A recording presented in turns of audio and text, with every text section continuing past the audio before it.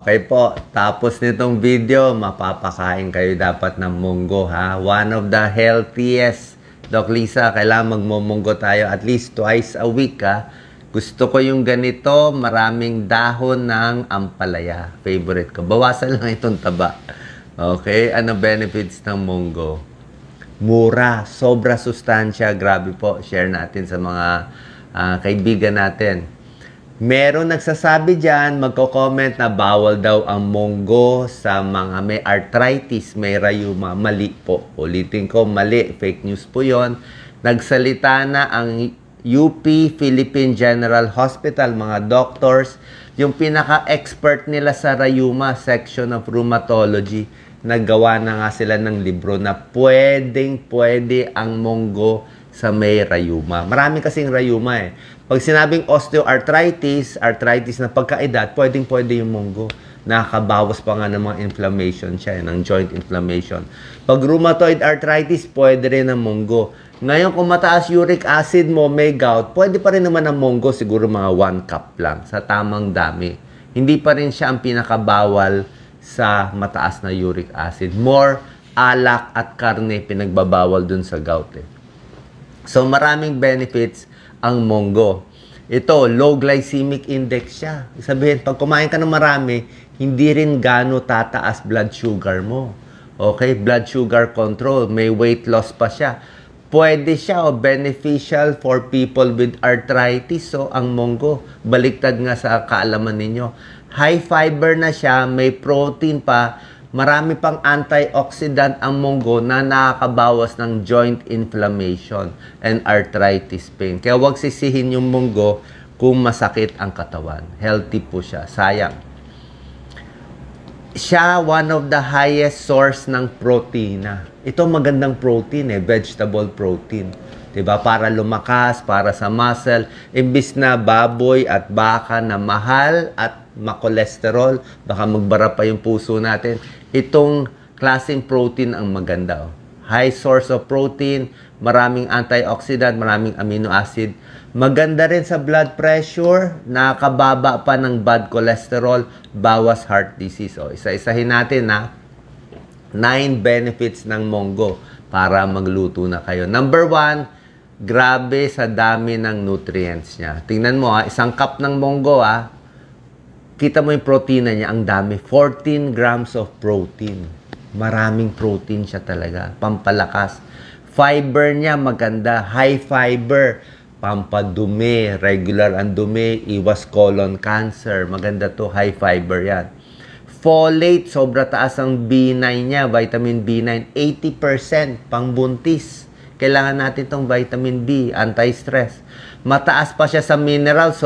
Manganese, magnesium, vitamin B1, phosphorus, iron, copper, potassium. Halos kompleto siya. Ang kompleto siya, beans kasi siya Parang seeds siya, ang ganda So nakita nyo, high protein, low fat siya. Low sodium, cholesterol free, pero yung magaganda, high fiber, high protein. Parang ginawa talaga ng Diyos na talagang magandang pagkain siya. Plant-based source of protein, maraming amino acids pampalakas ng katawan. Number 2, mataas siya sa antioxidants. Marami siyang antioxidants. Ito yung mga pangalan ng antioxidants niya. At yung mga antioxidants nakakatulong makaiwas sa pamamaga. Kasi yung pamamaga nagdudulot ng chronic disease. Ano ang chronic disease? Lahat tayo tatamaan ng chronic disease. Edad 40, 50, 60, 70, wala tayong kawala dito sa chronic disease na to. Ito yung sakit ng pagkakaedad. Okay? Papakita natin, Doc Lisa, ano ba itong mga sakit ng pagkakaedad? Walang lusot. Ayan, So, yan. High blood, 58% magkakaroon ng high blood pag senior. High cholesterol, 47% magkakaroon. Arthritis, halos lahat magkakaroon. Bara sa puso, diabetes, sakit sa kidney, mahina puso, depression, pagkaulyanin, Alzheimer's disease, sakit sa baga. Ito yung talagang kalaban natin.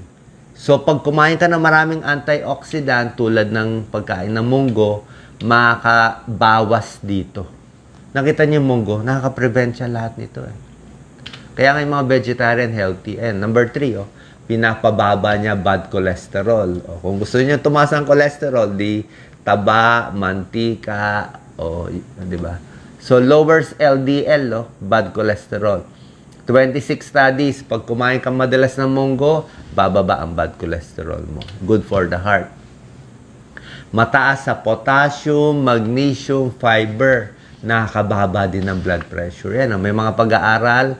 8 studies. Pag maraming pagkain ng munggo, bumababa yung blood pressure.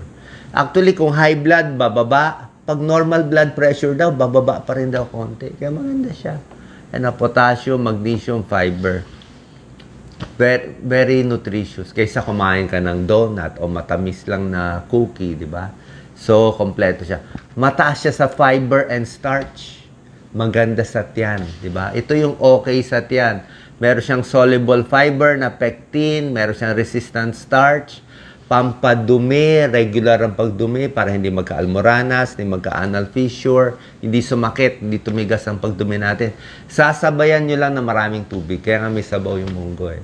Kasi kung high fiber kakainin mo, kailangan maraming liquid tubig iinumin. 8 to 12 glasses of water kasi fiber siya eh. Tapos hindi ka inom ng maraming tubig, baka ma-imbak yung fiber sa tiyan, lalo ma-constipate eh. Kaya yung mga umiinom ng fiber supplement o mahilig sa fiber, kailangan maraming tubig para pag dumi, may bulk. Diba? Parang nagsesemento ka, hindi pwede semento, kailangan maraming tubig eh, para lumambot siya. Okay? Fiber, resistant starch, nakabawas sa colon cancer. Diba? High fiber, iwas cancer din to. At mabilis daw tunawin ang carbohydrates ng munggo. Dahil mabilis siya tunawin, mas hindi ka mauutot. Okay? Less farting din daw. Number 6, tulad na sinabi ko sa'yo, low glycemic index, pwede sa diabetes. Yan, hindi nakakataas ng blood sugar. High fiber pa, high protein pa, nakakababa ng blood sugar. May antioxidant pa, maganda rin sa blood sugar. Lahat ito maganda sa diabetes. Pampapayat. Okay, Doc Lisa, kailangan natin magpapayat. Weight loss. Yung weight loss niya, hindi lang sa fiber, mas busog ka. Nakita nila, ang munggo daw, meron kasi tayong hormone sa katawan. May hormone na ghrelin na pampagutom. May hormone na cholecystokinin na pampabusog. Ang ginagawa ng munggo maganda. Binabawasan niya yung hormone na pampagutom sa mas busog ka. At pinapadami niya yung hormone na busog ka. So, pag kumain ka ng munggo, ayon sa pag-aaral, 31% more full. Diba? Siguro mas busog eh. Mas kalmado yung tiyan natin, mas hindi kakakain. Number 8, sa buntis, napakaganda. Tulad na sinabi ko, sa folate, vitamin B9, sobra taas siya. Meron din siyang iron sa buntis. Kung anemic, may folate, iron, protein, bagay na bagay. Number 9, ang bilis iluto. Okay, wag lang masyado lagyan ng maraming taba. Wag lang masyado alatan. Masarap to sa patis eh. Kaya lang masyado maalat. So, napakaganda ng munggo. Lagyan niyo maraming green leafy vegetables. Talbos ng ampalaya. Okay? So, maraming klaseng luto, pwede niyo kainin. Mas gusto natin luto. Yung iba kasi parang hilaw na kinakain. Mas gusto natin cook para mas sigurado. Okay? Pero yung mga bean sprouts, pareho din naman yung benefits. Pero sabi ng iba, parang mas okay yung munggo kaysa dito. Pero pareho naman pwede. So, sana po nakatulong to at share natin sa mga kaibigan natin. At least once or twice a week, kumain tayo ng munggo. God bless po.